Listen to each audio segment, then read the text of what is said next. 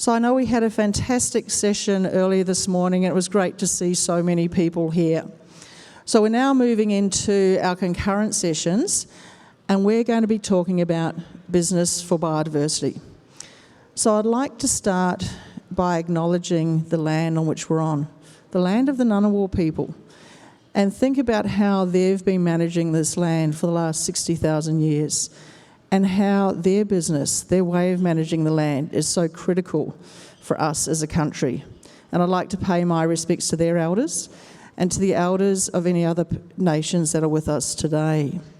And it is a challenging time, particularly given the weekend, but it's also a time for all of us to reflect, and particularly for those of us in business, about how we can lean into the challenges, how we can lean into relearning how to look after this country and building a biodiversity future for our kids, our grandkids, and for the next 60,000 years. So we have an amazing panel, and we're going to have some great conversations today. So I'm going to quickly introduce the panel, and then I'm going to give them each a question, and we might do some short presentations, but most of today is going to be about having a conversation. Now, as you all know, the way to have that conversation is to get the app out and put your questions in here. Otherwise, you get stuck with all of my questions. So think about all those questions that you'd really like to ask, and just treat this as a conversation with, about 100 of your dearest friends and family. So we might make a start. So our amazing panel today... Oh, sorry, I should have introduced myself as well. For those who don't know me, so I'm starting off really well. Andrew's going to give me a hard time all morning. I'm Heather Campbell. I'm the CEO of Greening Australia. Recently taken up that role and was previously the CEO of Bush Heritage. So it's been really important for me on my journey to actually see the importance of business and the difference it makes as we all collectively lean into how we can protect and restore our biodiversity. So beside me on the panel, I've got Carolyn Leisha from KPMG, who is going to share some of the amazing insights and a bit of the alphabet soup so that hopefully we can understand it a bit more. She's at the forefront of the global sustainability, finance and environmental markets, and has been so for the last 20 years, and has been really helping to set, not just for Australia but for the globe, how we actually lean into this and make sense of some of the complexities and how we can all be part of the future. We then have Andrew down the end, he's not down the end, from the Business Council for Sustainable Development here in Australia. He's the CEO. And they've been very much a recognised group of leaders from business who are setting the agenda from a sustainability perspective. Then next to Andrew, we have Hayley. So Hayley has got an amazing background. She's a fifth-generation winemaking family. So comes from the Tabilt Group, but has also been doing a lot of work with other landholders in the sustainability, the agricultural sector, and the food, the fibre, the beverage area to help them transition and embrace biodiversity. And next to Hayley, we have Simon. So Simon is from AstraZeneca, and he's driving the sustainability transformation in the global pharmaceutical company that AstraZeneca is. And he has a very interesting background, being a former chief of staff for a former Australian Environment Minister.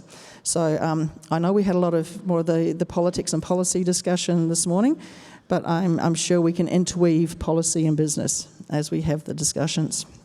So please look up the speakers' profiles. I've just done an extremely short introduction.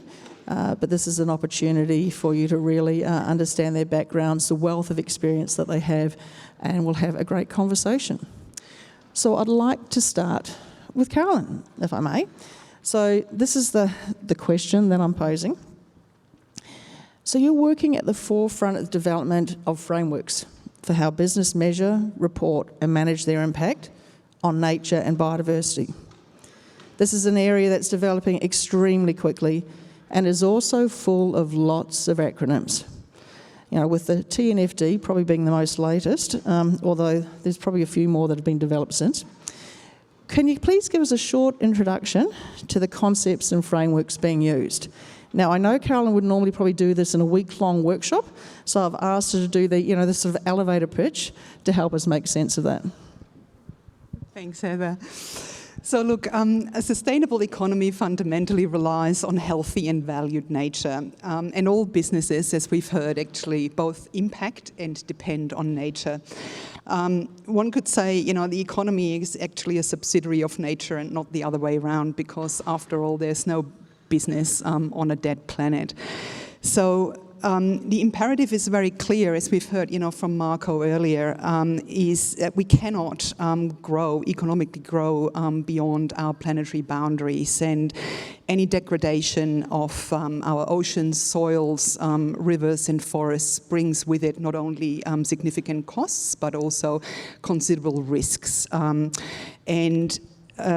The TNFD actually was established in response to the appreciation of the need to factor nature into the heart of business and finance decisions.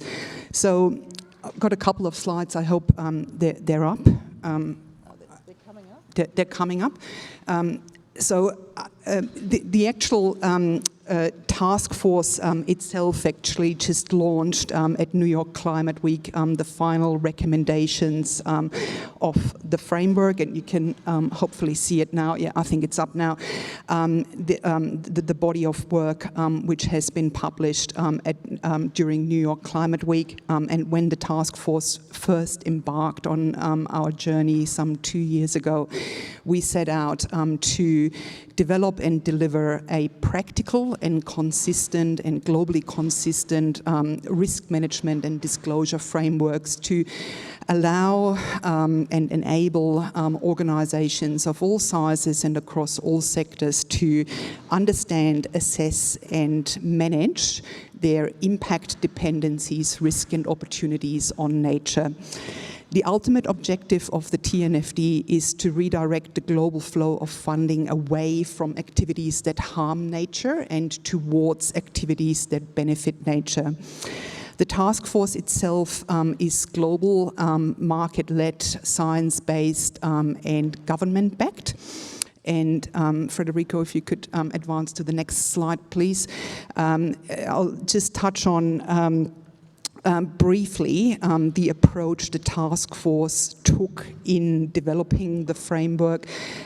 We took one of an open innovation approach, a bit like a software. We actually released 4 consecutive beta releases of the framework over the last 2 years and galvanized some 19 knowledge partners, and I think I won't go through all of the alphabet soup, Heather here, but I think I brought these slides, because a picture tells more than 1,000 words. As you can tell, it's galvanized some 19 knowledge partners and has very broad support from the global finance community, business, but also some world-leading scientific organizations, standard-setting organizations like the ISSB and GRI, and also knowledge partners and governments, and importantly, I'd wanted to touch on, the NGFS alphabet soup down here, which actually stands for the Network of Greening the Financial System. So that is a coalition of some 87 central banks and financial supervisory institutions, which have now also connected the climate and nature risk agendas and have established that nature risk, actually much like climate, represents a systemic risk for the financial system and also the real economy. And the NGFS actually also includes the Reserve Bank of Australia. And I might add that the Australian government has been a very big supporter of the TNFD right from the beginning, and actually has supported a lot of the piloting activities and market knowledge and capability builds which have been going on, for the last 2 years. So perhaps, Heather, can I ask you, sorry, yes, thank you. I'll just quickly also wanted to touch on where the TNFD sort of sits in relation to the global policy landscape. And as you know, we've had the global biodiversity framework, which was agreed last year at COP15 in Montreal, which the TNFD actually is very closely aligned with. And the TNFD has also maximised quite deliberately the consistency of its language architecture to that of the existing TCFD, that is the Task Force on Climate-Related Financial Disclosures, and organisations are very much encouraged to adopt an integrated climate and nature risk disclosure approach. So obviously, the TCFD has now sunset, and it actually has been adopted by the ISSB. As you can see on the slide, the ISSB actually stands for the International Sustainability Standards Board, and together with the GRI, they're really developing the sustainability baseline, which will become mandatory for all corporates to actually report in an integrated and holistic manner, not only their financial outcomes, but also their sustainability outcomes. So that's why it's important for us as a task force now that the framework has been launched to look at the broad market adoption and really work with those standard-setting bodies to integrate the work which has been done by the TNFD into those sustainability standards, and it just gives you a flavour, of obviously how the TNFD sort of sits, in that landscape, and really driving, this systems change through the lens of banking and finance and also accounting. So I'll leave it there, Heather. Thanks a lot, Caroline. As everybody will have seen on those slides, there's been such amount of work, a lot of development, but it's all coming together now. Obviously, there's still a lot of complexity, particularly even though it was built on the back of carbon, biodiversity is far more complex. And how we actually deal with that with transparency and integrity is going to be really important. Which brings me to the question for Andrew. In your role heading up the Business Council for Sustainable Development, you've seen and supported the sustainability journey of many organisations over a number of years. How are you seeing corporations approach nature and biodiversity? Are there many different frameworks that they're using? What are some of the common elements? Because obviously, you and I remember the sustainability journey of 20 years ago, and a lot of that was on, efficiency within manufacturing and those sort of things. What has been those shifts now, and what are you seeing? And we're still just as youthful looking as we did back then, right? Yeah. Come on, work with me on this one. Quick pop quiz before I launch into my 2 minutes worth. Hand up if you know what CBD stands for. Good. How about hands up if you know what the Paris Agreement stands for? Excellent. Hand up if you knew there was an Australian running the TNFD. Yeah. And I think that's very telling right at this moment because, as Heather has quite rightly said, we've gone through what probably, from a business perspective, the most transformational moment in history in terms of what is business risk. And it's happened in the last 5 years. Yes, we've had the notion of climate change there. We've had that as a discussion. And for that matter, we're coming up to our 28th meeting in relation to climate change. 28. You do have to ask the question, how many more of them do we have to finalise what we're going to do about climate action? But let's just put that aside for a moment. The notion that we would have this discussion, and for that matter, there would be this many people in a room talking about what the business attitude, reaction, and accountability is to nature is quite profound, even in this particular country.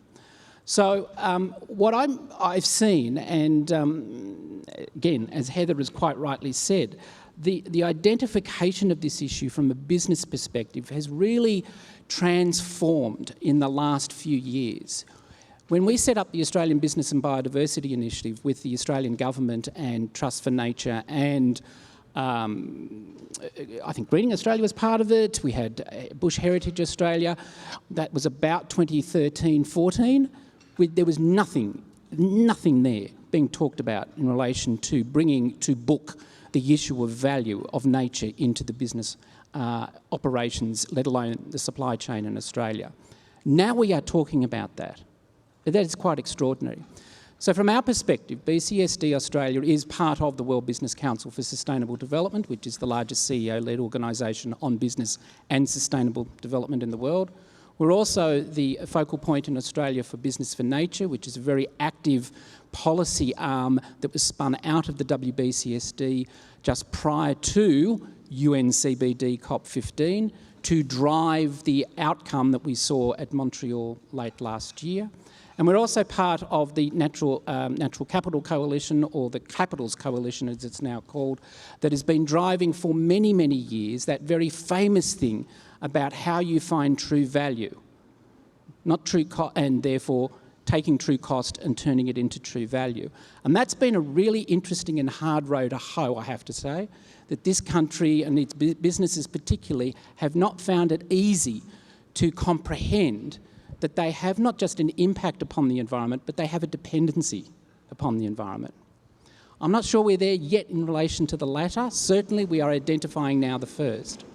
From our perspective, we have to see net positive impact by 2030, and wherever possible, we will have to have net recovery by 2050. That's our mantra inside our organisation of our businesses.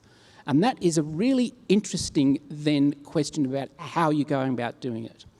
I find that there are two things that are emerging for business in response to this issue. The first is, what are those common elements that whatever sector you're in, whatever operation you are part of, wherever the supply chain that you are integrated into, there are these issues of the way in which you identify risk. And Carolyn has been speaking about that from the back end of it, if I can put it that way, the accountability, transparency functionality that is starting to emerge as a result of the TNFD. But you're also seeing, and I think this has been credit to the NGO and civil society community in this country over the last 10, 15, if not 25 years, this engagement with stakeholders where business has played a role, albeit largely in relation to project-driven on-ground biodiversity projects, have nevertheless been very, very focused in having a stakeholder approach rather than, well, business will do something when government tells it to. Now, I'm not Pollyanna enough to say that is the truth of the 100% of Australian business. Don't get me wrong. But it is absolutely true that over the last generation we have seen some quite transformational projects that have been occurring with business as part of a stakeholder community in relation to that. I think the other is, and Carolyn alerted us particularly to the most recent and, dare one say, the sexiest, the TNFD, but there are a number of other frameworks that I think the business has brought into their thinking about how they identify business risk in relation to nature. And the first, and I will champion this to the day I die, are the Sustainable Development Goals. They are an incredibly effective business framework.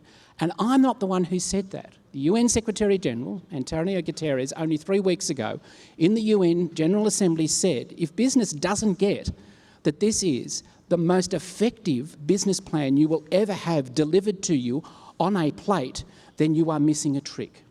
And the reason for that is it is a baseline that was agreed to by society, including business, some many years ago. So why the heck aren't we embracing it as our roadmap into 2030? And I say that about our government. I don't care what political persuasion. The fact that we haven't articulated that publicly so that business goes, I take that as my Northern Star. So that's the first. The second is we're seeing that the Science-Based Targets Network is growing from strength to strength in exactly the same way as the Science-Based Target Initiative in Climate has been doing for the last couple of years. Of course there are challenges in relation to data. Of course we don't have the measurement fundamentals absolutely right. Of course we don't know what the indicators are going to look like. But let's face it, people, the financial system took about 300 years to get it right, and it's kind of failing us now anyway. So what makes you think that we're going to be solving this in 3 years? It doesn't happen that way. The fact that we have these apparatus that are now working quite diligently with business at the heart of them to make sure that they are done well, and I'll come back to that, is actually, I think, a real cause for excitement as long as we hold them accountable for it.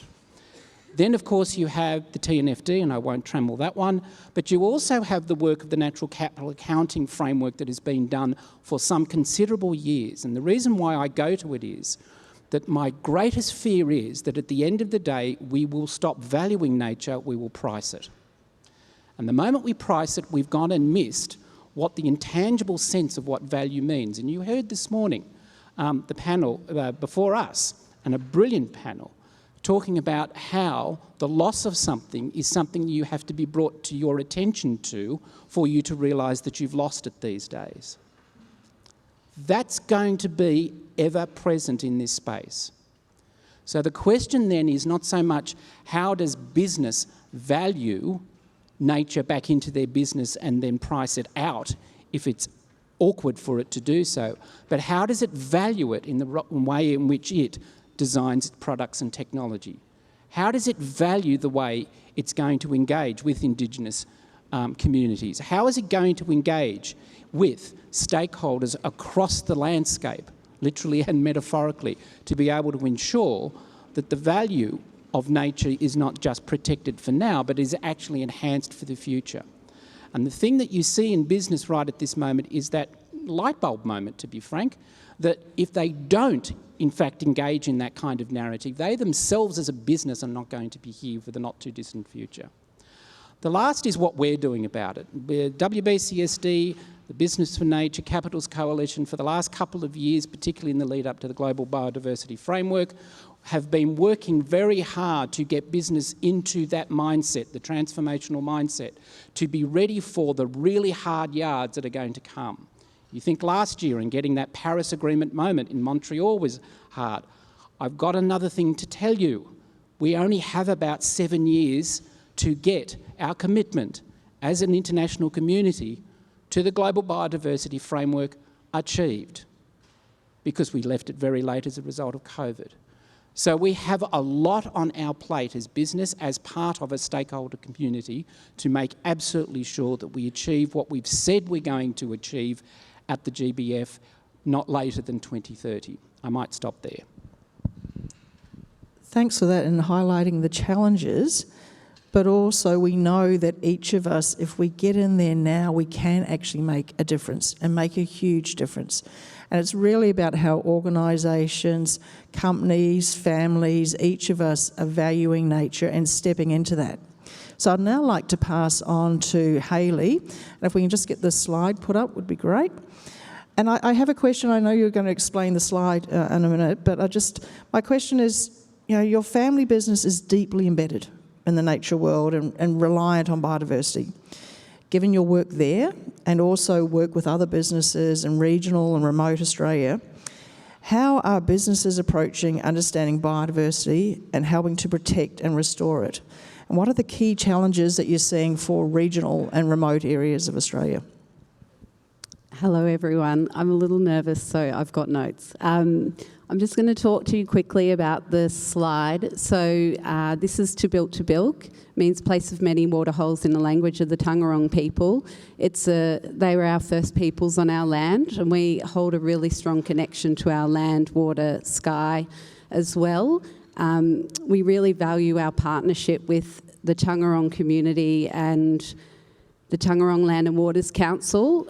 They do a lot of work with us on our land, and we personally have seen huge benefits from being able to bring heritage and culture side by side with our family's history onto our property and acknowledge that as a family we're not particularly proud of what happened in the past and our ancestors' contribution and how they treated our local Indigenous people, and that it's our responsibility as the next generation and generations on to respect that relationship and help foster and grow new beginnings together.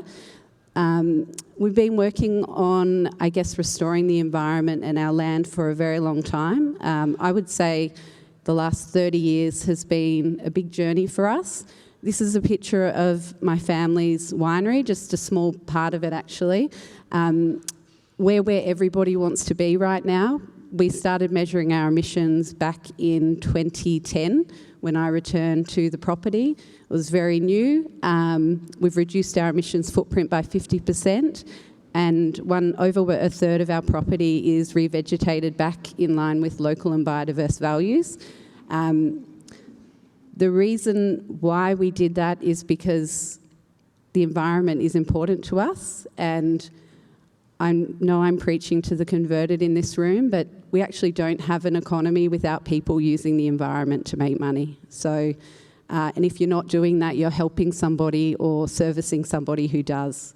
So that's something for me that I studied agriculture, and it was a very present conversation even when I was back at university. So I'm very surprised we're still sitting here today talking about it, because that was over 15 years ago.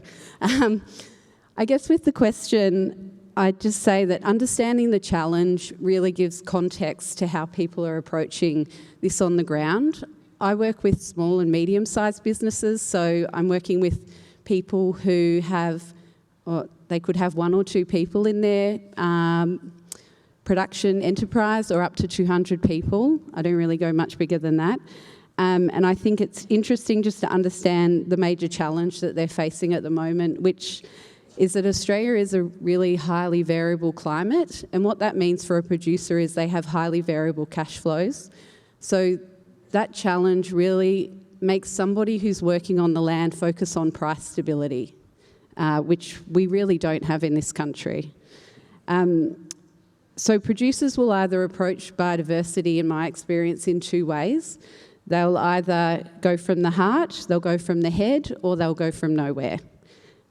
Some people really care about nature, and others just realise that there is an emerging sense that ethical and environmentally sustainable production systems are the future, and so they're aware of it. So while it might not yet be in their heart, their head is telling them that they need to do something. And then there's the long tail of producers who are going to have to be hit with a stick to participate. Producers who are thinking from their heart or their head, they're doing a few things, but mainly what they're doing is they're revegetating what they would call unproductive land. I would call it their entire landscape, which is productive. It just depends what you choose to grow on it. But that's where some producers are coming from. And usually when they're coming from that place, they're looking at how do I revegetate my country in line with local biodiversity. So they're looking at their local seed banks, they're looking at their local land care groups and going, how can you help me do this? Because I'm sure you're not surprised by this news, but when you have an agricultural background and your life is about soil carbon and growing food and fibre, you're not necessarily a plant expert when it comes to biodiversity. They're investing in high value sites on their properties like wetlands. So I think there's a real opportunity for everybody in this room to think about how can you identify high value sites on on properties and help them actually build up those high value sites, because that's a really tangible way for people to connect back to country and understand the value of their work, and that's from a producer's perspective as well. A lot of producers don't understand the good work that they're doing until somebody shines a light back towards them and shows them how impressive it is what they have been doing. We have a real fear of small and medium-sized producers in this country. I think we see them as the enemy, but my experience is that when you engage producers in this conversation, they're very open and they want to participate. And I guess I would just say that Other ways that people are approaching it are around protection of habitat and species, and usually it's with this view that it's either the right thing to do or they can see that there's a market access or a market share opportunity.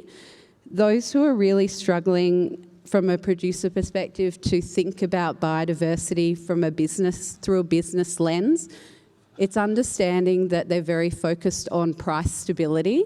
And it is really difficult when your lens is myopically focused on that climate challenge you're facing and price stability to actually see that you have any control over that. For a lot of producers, they don't. Essentially, their job finishes at the farm gate and no one's paying them to do this work. And I'm not saying they should be, but I think it's just a challenge that we need to be aware of, is that for a lot of people, that's the lens they see through, is a price stability lens, because they live in a very unstable climate when they're trying to create food and fibre.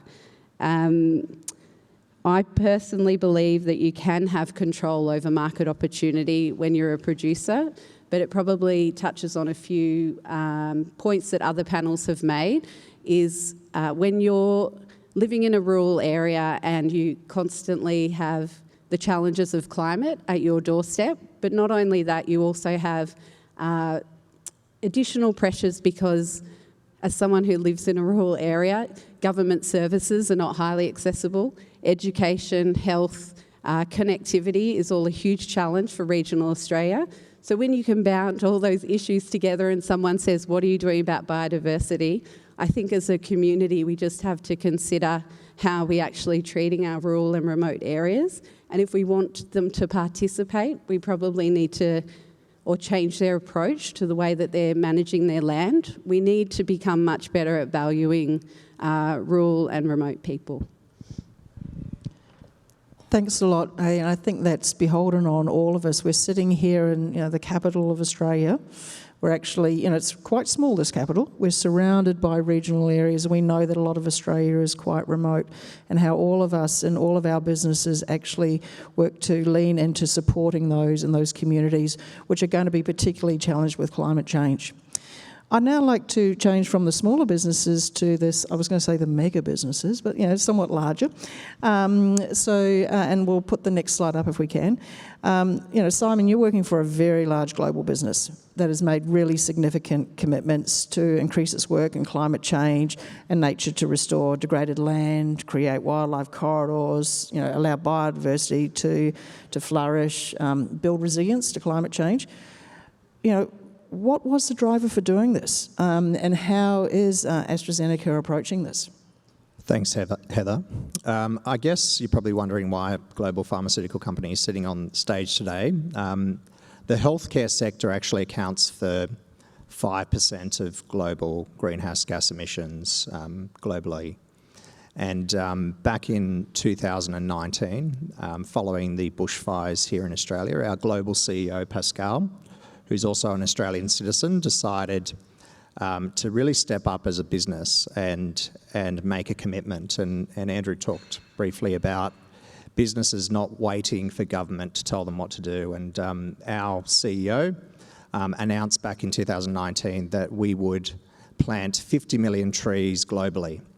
And 25 million of those trees are going to be planted here in Australia. With our partners Greening Australia and 1 tree planted.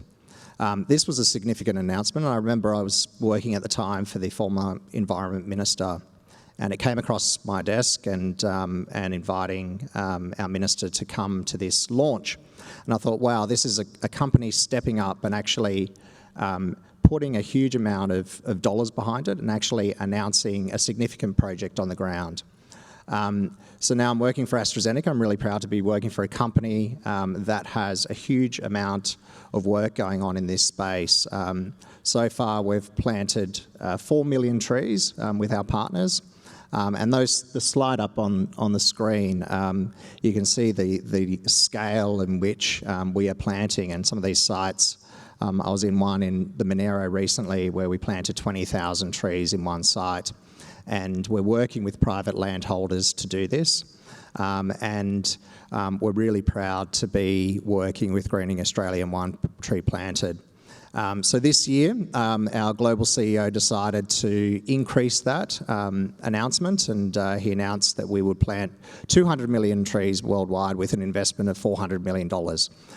So new places that he announced, including in Brazil and India, where we're planting a huge amount of trees as well. So this was really a big commitment that AstraZeneca made. We're getting our staff involved in this journey and really helping us to get out there and see the commitment, see what we're doing. As you can see, one of the photos, we've got all our staff out and about in Tasmania planting trees and really working with our partners to get this done. We've also invested a huge amount of money, so $1 billion investment into what's called our Ambition Zero carbon initiatives across the globe. And we're taking a really circular approach into what we're doing, ranging from our supply chain through to our packaging and everything that we're doing at AstraZeneca. So we're really playing an important role and really proud of the work that we're doing here in Australia. Look, thank you so much for sharing that and sharing the ambition driven by a large multinational, but also at the heart of it, individuals. Individuals as leaders, as staff, making the decisions and getting in there. And I have the privilege of spending a bit of time with AstraZeneca staff out in the field. And I know, as many of you know, there's nothing like the joy of putting a plant in the ground and being able to say, look, come back and have a look at it in a year, have a look in 2 years, have a look in 3 years. Now, I might not be around in 50 years to have a look at it, but we can, imagine what that will be. So we've heard about the proactivity of a level of businesses. We're now moving on to Q&A. So I have the iPad here. So I'm just choosing these at random, so I apologise if I don't get to everybody's question.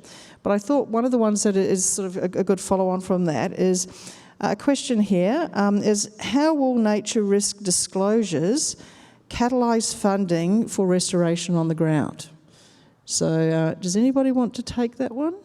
You say it again. I will say it again. So it's really talking about, when we've got to the point where we're having to do nature risk disclosures, which is, just on the horizon for businesses, how do we think that will catalyse funding for restoration on the ground, or will it? Take that one, Heather.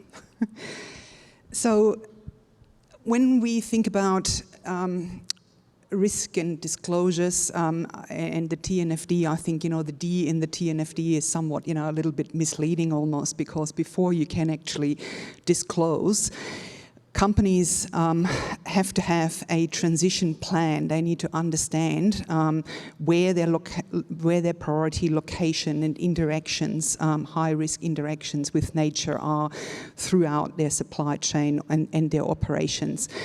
From that understanding, we would expect companies to then actually set ambitious targets and also incorporate actions into a transition pathway or a transition plan. And it is really like, out of those transition plans where those identified risks can be mitigated, but also actually opportunities standing to be unlocked. And I think when we talk about the opportunities, and I think it's often a very neglected part of the puzzle. That's where I think the transformation is coming from, and that's where private sector resources can be unlocked through better engagement with supply chain partners. And Heather, you've mentioned it earlier. 60% of Australia's land mass is in private land, in private hands, and in my humble view, that is actually like the beginning of many supply chains in not only food and ag but also energy, mining and property and infrastructure. So when we actually apply the TNFD framework, it's really designed to help organisations make better decisions. And one of those mitigants is actually through engagement with supply chains, and be that through agroforestry or reforestation, as Simon has mentioned. So this would not have happened, I think, maybe 10, 15 years ago, but I think, it's actually is now coming to the fore, that those opportunities are plenty, and I think will unlock those resources, because we've got a $900 billion US funding gap for biodiversity. It is clear that government and regulations, on its own cannot actually ever fill that funding gap. And that's where the private sector actually has a really big role to play. I just wanted to quickly add from a practical perspective, from a producer perspective, when compliance flows through the supply chain, what it means for small and medium-sized business, in their eyes, all they're seeing is a need to collect and organise their data, and it feels like a huge burden. So everybody knows that this work can only be done through collaboration. So I think that where the funding can really support and help producers is when organisations like AstraZeneca, and I'm sure there's some great examples there of working with partners, is when that decision is made to collect data for the benefit of their brands through the supply chain, so it's all interconnected, is being able to offer that collaboration and support right down through the supply chain. And not always will money need to be unlocked. It might be hands on the ground, like AstraZeneca is doing, where you just need people to physically come out and do the work of planting trees. So I think it looks different for every business, but there's a lot of different ways to support a producer to make this work happen. I think definitely transparency drives change for business, and in particular, I've seen it in the healthcare sector. So recently, we've had all the major pharmaceutical companies sit around a table. So there's probably about 12 that are now involved in this initiative, and it's chaired by AstraZeneca, and it's called the Medical Sustainability Group. And we are really driving all of our reform across the industry and what we're doing, ranging from our supply chains to packaging to our on-the-ground work, whether it's tree planting or something else. So really industry has stepped up, and we've all come together, and we're bouncing things off each other, and we're working with government, we're working with our partners like Greening Australia and others to really drive that change. And I think that's really important, and the transparency aspect of it is really important to drive that change. Thanks for that. Just building on from that, we've spoken a lot about the voluntary nature of things at the moment, although transparency will also, drive change. There's a number of questions here about the role of government and when should things like TNFD become mandatory rather than voluntary. So, panel, what is the role of government to help drive business? Oh, I love this question. I thought it would be one for you. So, I always say it in this way. Government does not show leadership. I don't care what political persuasion you're part of. They never show leadership. They go with a mood. They go with a flow. And in that regard, what they are and what they definitely should do is, firstly, incubators. Secondly, brokers. And then they are accelerators. If I go back, incubate. There is a problem in society. They incubate how it may be solved. They then broker through stakeholder engagement how that can be solved at scale, and then they bring, either through policy, through education, through investment, acceleration to that particular challenge.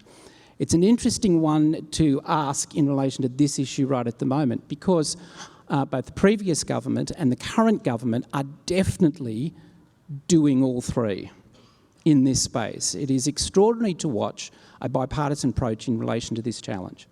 And it's heartening to see that it will just become ubiquitous. We won't have a big announcement one day that it's suddenly become mandatory to report on nature. It will just happen. And that's exactly how it should be. Because if we keep putting up a plaster sign saying nature must be taken care of, business will go, absolutely, but I have these other things I have to take care of as well. If you say to them, business needs to incorporate nature in the way in which it creates value, they'll go, okay, tell me what the indices are, what the measurement tools are, and we'll start putting it in place, because we've already got an apparatus inside our organisation to do that. Thanks, Andrew. Did anybody else want to add to that one? I think that's a really good segue into the next question, which is in relationship to access to markets. And so this one's, Hayley, probably more of a question for you, but others may want to answer. For small, medium-sized producers improving their land for nature, are they actually seeing any benefits in terms of market premiums or access to markets that you're aware of at the moment? No. That's the short answer. There is... Look, I'd love to say yes. I think it's emerging and it's growing. But as someone who's been working in this space with a very progressive business who's right up here and doing everything that everybody's talking about, no, we get no premium for our product. I think it goes back to the conversation around market access. When I'm working with producers, I'm very clear that this will become a barrier to entry. If you're not doing this, you cannot participate. So it's not actually a question of premium and price. I think if you're on the front foot and you're a first mover, you've got an opportunity to create a new market opportunity, which is exciting for those who have the time and the energy and the partners to actually make that happen. But from a small and medium-sized producer perspective, they really need the support of others to be able to unlock those price premium opportunities. It's really difficult for businesses who are trying to multitask a whole range of issues to be able to create those premiums when they may have a very, very small marketing budget, if not one at all, to compete. So I think for the corporates of the world, I can see where there's a huge price opportunity, but my short answer is no, there is no premium for producers who are on the front foot with this kind of work. Thanks for that. Look, it is disappointing that there is none, but it's also, I think, beholden to all of us as consumers to actually say we need to actually have a fair price that actually values nature and that we are prepared to pay as consumers. Now, that's really challenging, of course, when we're in the current economic climate, but I think as we get more and more momentum around the countryside and around the globe, the recognition of the importance of nature, that we need to value that, and that also means we need to pay for that. I think, though, as well, I've always taken the approach that if you're a person out in the world who's trying to raise a family and just be a good human being, it's not your responsibility to have to choose which business is doing the right thing or not. I think the average person has enough going on in their life, and it's the responsibility of business to always provide an ethical and sustainable product to their customers. It shouldn't actually be a choice. I think the more time we spend trying to talk about what's in it for me and the physical dollar reward, the more we lose sight of what we're actually talking about here, which is long-term sustainability and doing something good for future generations, for current generations, and respecting and building on the past and how we actually got here. So I get a bit lost in the price conversation because I think it's such a distraction for the average person to feel like this is an individual problem when business can do so much. Thanks, Hayley, and thanks for that. Recentering us on this discussion, which is actually about business. Now, this then comes to a bit of a pointed question that's come through. And by the way, we're well and truly into Q&A. We've got until 12 o'clock, so please keep the questions firing. So Simon, one for you, where there's a question here about you've emphasised the importance of the AstraZeneca and the plantings, but a person here is asking the question, but aren't you just offsetting your emissions? So, really a bit of the tone of the question is this really just a cop-out, that you're just offsetting your emissions and, it's been appropriately spun?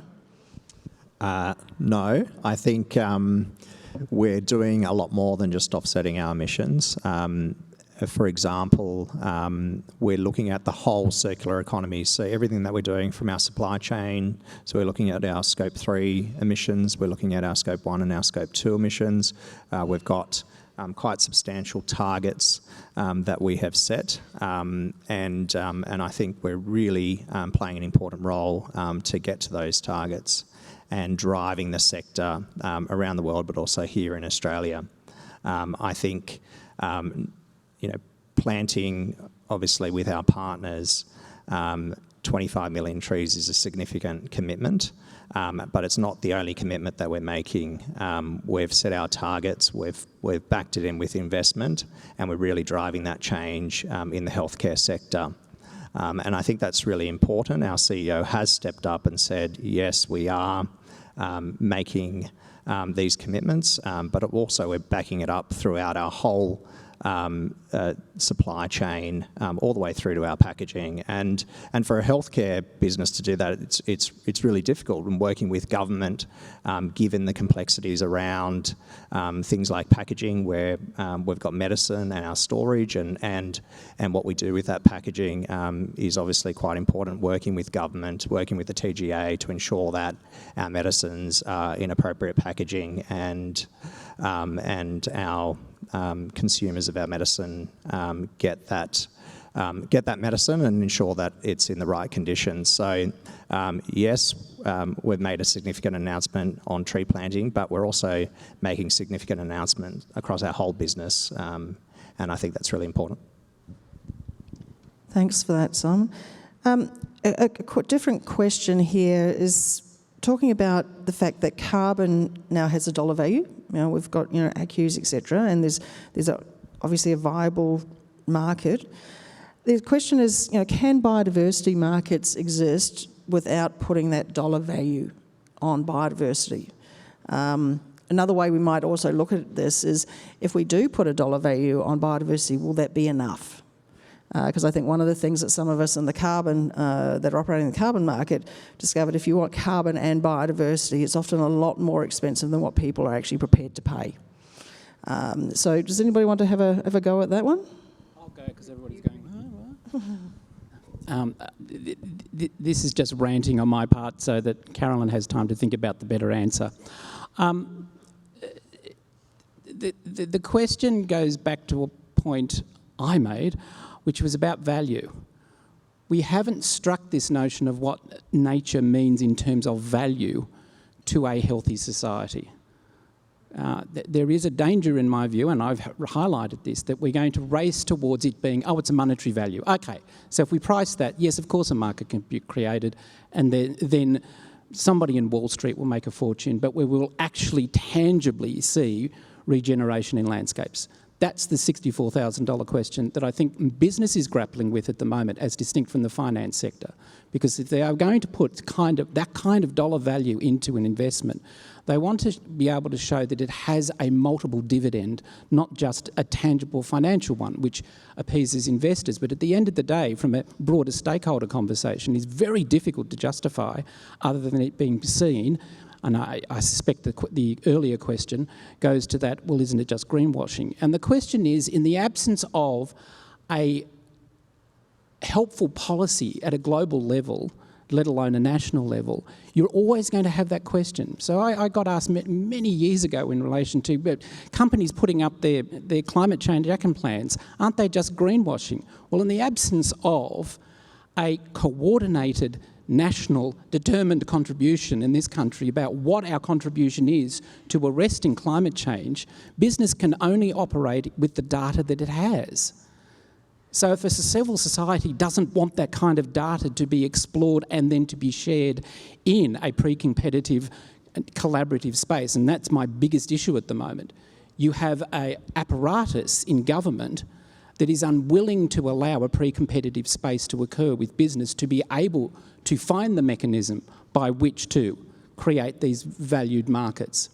So that's the rant. The second piece is, let's not forget that we learnt, and we've now documented, and we now hail the fact that we developed savanna burning teaching, on-ground training, as a result of the offset credits that were created many, many years ago up in the Northern Territory.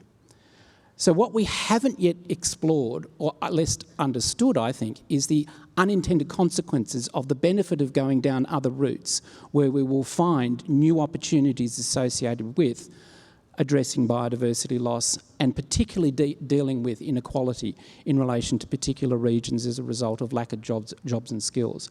So it's one of those questions, of course it is at the moment, because we don't have the barometer by which to tell us what value it creates as a result of the challenges that we have. But if we understand that there are values to be created elsewhere, then let's go and pursue those routes, because it may well be that offsetting is an extraordinary opportunity for regenerative landscaping, but it has to be done in context.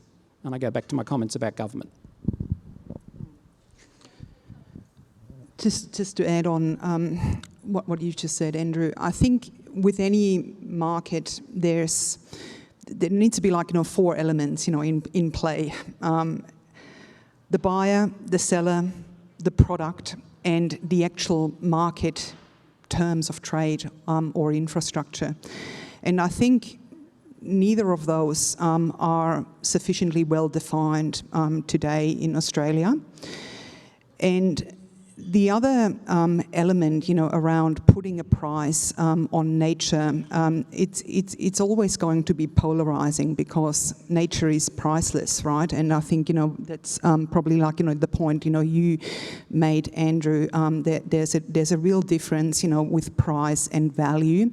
If you leave it up to the private sector, and considering they're all rational economic actors, the likelihood, for them putting a price, on nature actually is going to be high. But that's where I think, government actually does need to step in order to protect the value of our natural capital, and putting in place the regulations, the market infrastructure, the science-based methodologies, the reporting, and the actual brokerage function, which you've also mentioned, to protect the value of natural capital, because private sector left on its own is unlikely to actually have the incentive to do that without the regulation and the policy construct and frameworks in place. So there's a great sort of momentum, now building around, nature-based solutions, not only here in Australia, but also globally. But my point, would be actually that we need to do that with absolute integrity and credibility, because we simply cannot afford more greenwashing, and for this to actually become the next green financial crisis or bubbles. So that's why the science and the academics and the methodologies actually do need to be created in order to actually walk this nature positive journey with integrity, and for those environmental, social, cultural, economic outcomes to be verifiable and independently assessed by a third party, in order to build trust in what inevitably will become a new asset class. Thank you for those answers. I think you've also just covered off answers to about 4 other questions that we have here, which is always good when that happens, because the questions are flowing thick and fast and there's no way we're going to get through all of them. But what I would do is encourage everybody over the different breaks to, come up to the panellists and have a discussion. I might just sort of try and combine a couple of these questions, sort of into one. But it's around the TNFD. There's also been some very sort of, I suppose, anti-ESG, that sort of stuff that's been said, particularly in the US. There's been a lot of media around challenges around carbon markets. People saying, well, this is just for big business, it's not for small. What is the role of things like regional bodies, etc.? Do we think that, the TNFD is actually going to add value across small, medium and large businesses, and actually take us to the next step that we need to go as far as how we actually, value nature and really step into protecting biodiversity but also rebuilding it? And this is a question for everybody. I feel like I'm in the hot seat today, actually, but look, the task force has approached this with the utmost degree of humbleness. And what I would say is, the TNFD on its own, certainly not a panacea, but nature is complex, but it doesn't have to be complicated. And we've talked a lot about, the systems change, that needs to be created across business and finance. And I do believe that the TNFD, whilst, not perfect in its first, iteration, and will certainly going to evolve, but what the TNFD actually has provided business and finance is an incredible foundational translation layer to translate impact dependencies into risk and opportunities and ultimately into ambitious targets, actions and accountability. So if my advice, would be actually to start engaging, with the framework. And as I said, it was developed in an open innovation approach, and we're certainly there, to listen and to take further feedback on how we can refine as science actually in itself increases, its own understanding about, the data and the type of biomes which might not have even actually, been assessed, in the past. So it's never going to be perfect, but we don't have time for perfection. We need to start now, and the TNFD is providing, I think, a galvanizing force or a tool to speak essentially the same language around nature and holding corporates and financial services accountable for their actions. I'll just speak for a small and medium business perspective. I think Andrew touched on it earlier. I think it's really good to have big global goals and reporting and compliance and transparency. What it means for a small or medium-sized business is, because we're in a voluntary market, they don't have to report on those things, but they can use it for as a planning tool.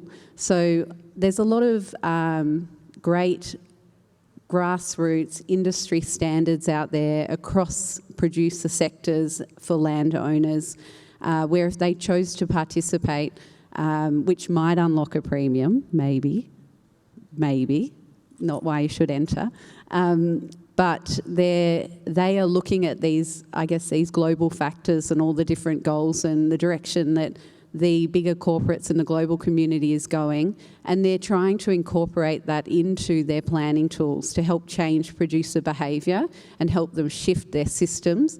The Sustainable Development Goals are great goals as well that can be incorporated, but every industry within Australia, there's the Sustainable Agricultural Framework that incorporates a lot of these goals and objectives. Then that is dropped down to an industry level. So if you're in sheep, if you're in grain, if you're in cotton, it doesn't really matter which industry you're in from an agricultural perspective in Australia, every single one of them have a sustainability framework or standard that can be applied at a producer level that is incorporating these types of goals from a planning perspective to try to help move everyone's individual industries along, because a lot of producers are also mixed farming enterprises, so they might cross. They could be doing cotton, rice and grazing. So I think that there is a lot of benefit for small and medium business if they choose to participate. Can I just build on that very quickly? One data point, I think it was overnight, it's been reported that TCFD reporters for this current year will be an increase of over 1,000-fold. So that is data that is going to come into the market in the not too distant future, either through sustainability reports or extant separate reports, which the investor community will trail over. They will look uphill and down dale as to what is the asset depletion that's occurring as a result of the manifestation of the scenarios raised by those companies in their TCFD reports. you take that and you look at that as a proxy for what could happen in relation to TNFD, then we don't have to worry about the issue of a mortgage cliff in this country. We're going to see a nature cliff. We're going to see it booked, not just in companies, but we're going to see it in our country. So the question is, not so much is it going to catalyse, which I agree with, and it will, but what are we going to learn from it as a result of somebody telling us that our land, our country, is not the value we think it is? And what are we going to do as a result of that? What a provocative way to finish. Well, I thought I'd try to do it that way. So you could use I can always rely on Andrew. But it also means too that we're going to have some great conversations over lunch. Thank you so much to everybody for the questions that have come through. I know we couldn't answer all of them, but let's keep the conversation happening. Another key thing that I take away from this is we need to act, and we need to act now. So many are, but we need more to act. So please thank Simon, Carolyn, Andrew and Hayley for being an amazing panel.